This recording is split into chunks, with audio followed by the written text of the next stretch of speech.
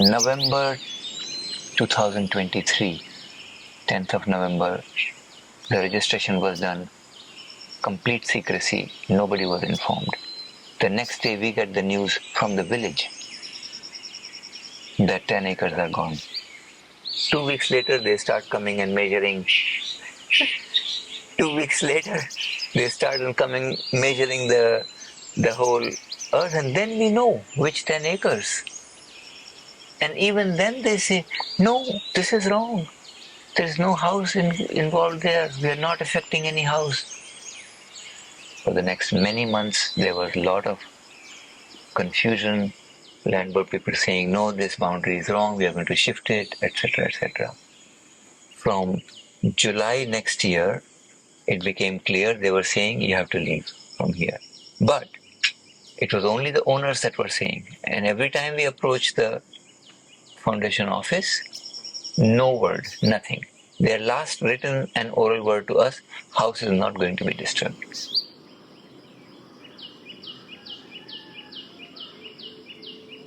So our house just happened to be a few meters on the wrong side of this new boundary of 10 acres of Auro Orchard given in exchange. Finally came an ultimatum, move within 7 days, otherwise we will start digging the trench here. This house will be completely out of access. And meanwhile, with the police, they were speaking of demolition. All of a sudden, we were no longer on the land of Auroville. I still believe that somehow one day the farm is going to get its land back. Mother's land is going to come back to where it should be and how it should be used instead of being turned into God knows. So originally, we had based our house on the famous concept of Johnny's dismountables. And then what happened is that we went to see a house that was built entirely in wood. It was all Palmyra. Living Place, we built it with our own hands, and it was so special to do this. And it was such a joyful experience, so amazing. And it's, after years of not having a place in Auroville and many years of wanting finally to come home to Auroville. The house rests on a steel frame with cut-up floors on top. I would have rather wanted to move it on wheels gradually, but they said, everybody's saying, no, crane is much safer, so okay, I had to give in on that. Once it was decided, we had to give 4 supporting points, main points for the support, and reinforce the base in a way that everything is held by those 4 points. So that was done with 2 strong beams at the bottom, joined together with supplementary beams that make the whole thing into one single frame. But on those 4 points, the cables or the straps that will go up, which will be held by the crane, cannot be just left to wrap together in a single point. So we needed to bring a second frame up there, which will hold the 4 cables in perfect vertical directions. So this was designed in detail. A separate frame for hanging up on the top, which we call it suspension frame. Now, the suspension frame, which originally was thought as, simply there to keep the cables in position, was done with a lighter metal, thinking that it's enough. But somehow, people on the ground that were coming and helping us and all that gave again and again feedback, it's not enough. We also strengthened the corners to make it more stable, and the points where that had to be made smooth so that there is no stress on the belt. It cannot be put on as something square and with sharp angles. And one of the last things you are rushing for is the holes of the belts exactly above the 4 points of suspension, but through the overhang of the house. That's how it was designed, not to go too wide out. And also this way, the overhang gave an extra stability with the belt to hold the house together. But those belts come in many, many different varieties, different lengths, different capacity and all that. So it had to be very carefully chosen. The new place, we had marked clearly where the house is going to sit. And for the new foundation, we decided not to make like the old ones where long pillars are partly dug in the stone, in the ground, and partly left outside. Because it's much more complicated, firstly, to get the exact levels and places and all that. We did the new foundation in two parts. Underground, one thing, perfectly leveled, brought in the nice places, the exact measurements, and it was dug just overnight, right before the final day. And the second part was solid granite blocks that stood on their own without any cement or anything, and it then could be moved a little bit to be adjusted.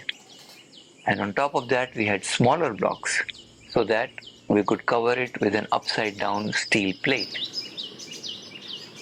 All this came on the morning of the 11th, the granite pillars and everything, and we were rushing like anything on 11th of morning because the crane was supposed to come later in the morning. And everything was ready, and we were still rushing. The last minute welding was going on. The fiber optics cable had been removed and taken away. It was all very interesting, well planned, getting ready.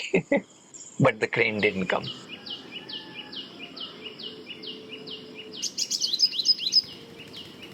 We had to transplant several small trees. We did our best in the rush, and well, it was sometimes not very professional or successful. I believe that we got better at it towards the end, and hopefully the last ones will survive.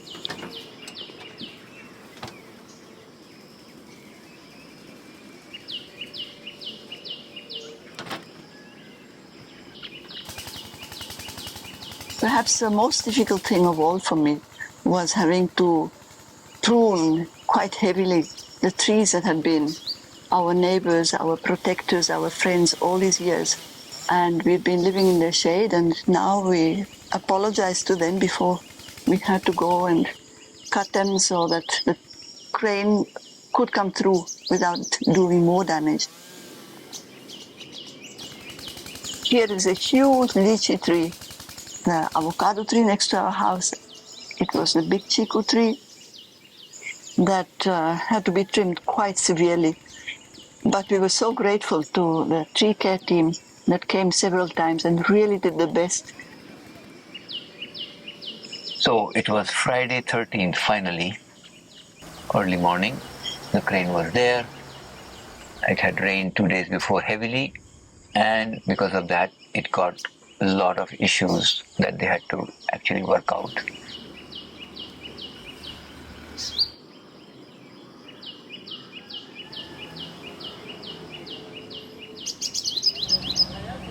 And when it started pulling and taking the weight, we could see clearly that in spite of our reinforcing, the top suspension frame was bending. Everything stopped, it had come down.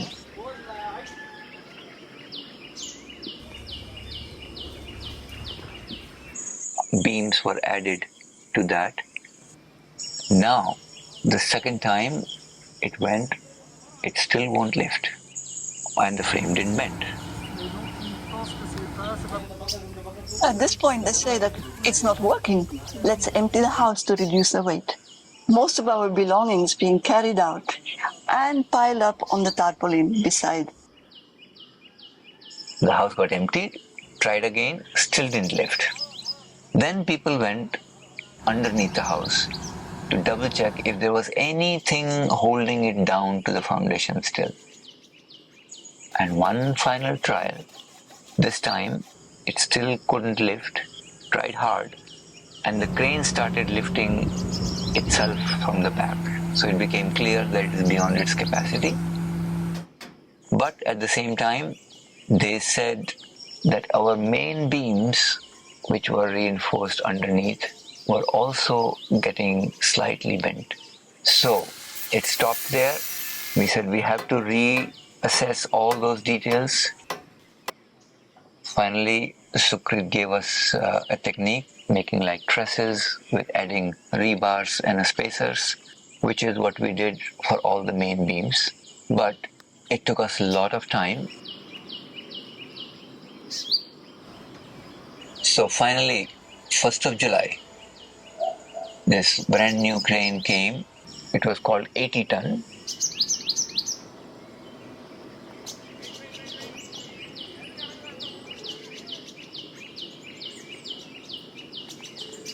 This time we lifted up the whole thing on the jacks to keep it completely free and make sure that nothing was touching anywhere. When the crane came, the whole thing was resting only on those 4 points.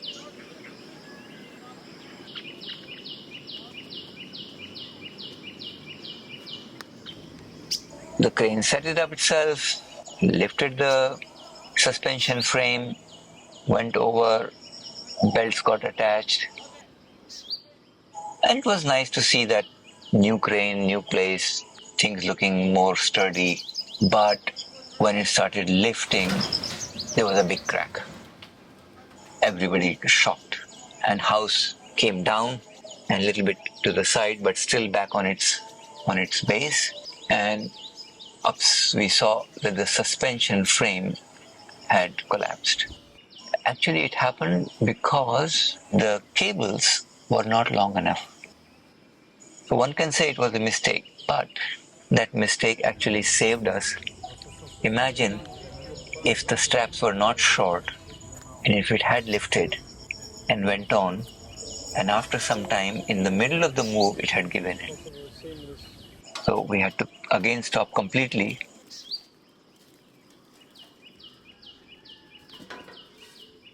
Also, since yesterday, I felt that we had to get out of this phase of rush, and you know, one after the other problems kind of falling on us. So I think now it's really a new start that we have to do. By the way, this is a celebration because after 2 days of total chaos, we can sit again in this place and we can have a... Sukrit came across on a very different way of suspension. Just 3 beams. On 3rd of July morning, we were ready with new beams, new straps. Somehow, there was a clear feeling inside that it was the day of the move.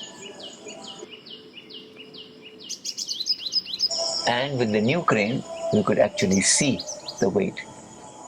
So it was 17.4 tons.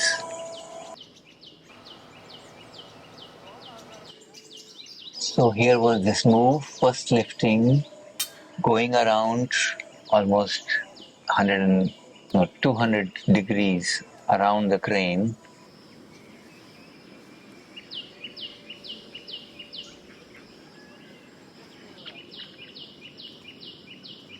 Came in the middle position, sat very well. And the funny thing was that during this move, so many people were holding the house from 2 sides with ropes. And it was like, it was not just the crane alone doing everything. It was everybody together, putting their effort, their energy. And so it came in the middle position. Sai, Sarabesh and Satprem were on top, holding the beams in place while the crane had left it there and went around and positioned itself for the second move. When it positioned there, this time things were a bit faster and easier. Again lifted up and moved on from there, not too far, to the final position. I think what stood out for me, it's difficult to describe what we all felt in that moment. after all the efforts and all the exhaustion, suddenly the sense of awe and this incredible, almost miracle, that the house was now floating in air and gently being guided to its destination by the effort of a whole community that had come together.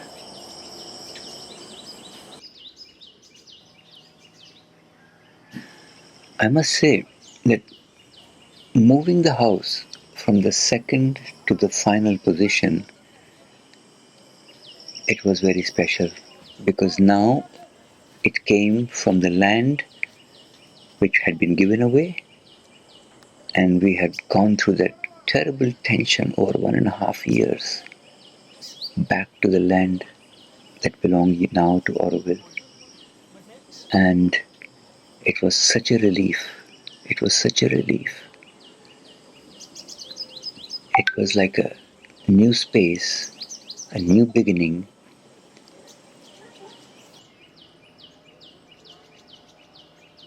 Évidemment, on n'a jamais eu le temps vraiment de terminer la maison quand elle était ici. Alors, c'est donc, ça pourrait être encore un progrès, une autre phase.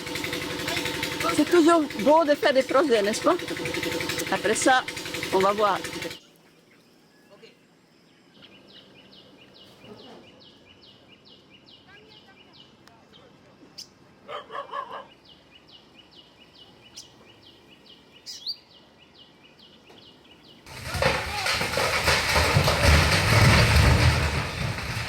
Within 3 days after moving the house, the rest of the stone wall was built at full speed and finished within 2 weeks. One thing that was so special was that by our own efforts, we could never, ever have managed. It would have been impossible.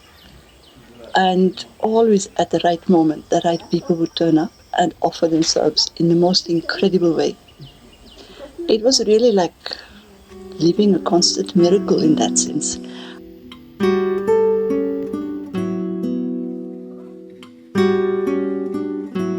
From the depths of my heart to the luminous souls of Auroville, you have reminded us, not through speeches or slogans, but through your hands, your sweat, your prayers in motion, that the spirit of Auroville is not a concept, it is a living force. What you have done is far more than a physical relocation. It is a profound act of collective consciousness at work. You are the answer to the question many of us carry silently in their hearts. Is Auroville still alive? Auroville is the cradle of the Superman. Today, I glimpse that possibility not as utopia, but as grounded, practical love in action. And how blessed we are to witness it.